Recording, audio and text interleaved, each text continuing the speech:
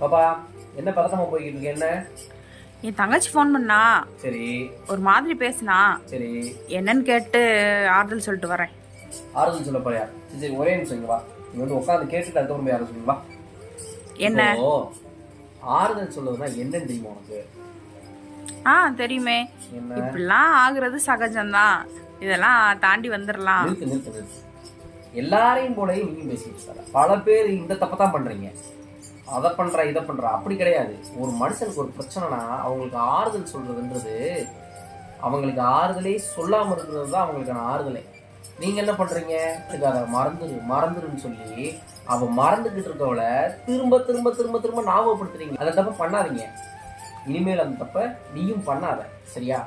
அவங்களுக்கு ஆறுதல் சொல்லணும்னா தயவு செஞ்சு நீ ஆறுதல் மட்டும் சொல்லாத. அதுதான் அவங்களுக்கு மிகப்பெரிய ஆறுதல். இந்த தப்பை நீங்களும் பண்ணாதீங்க.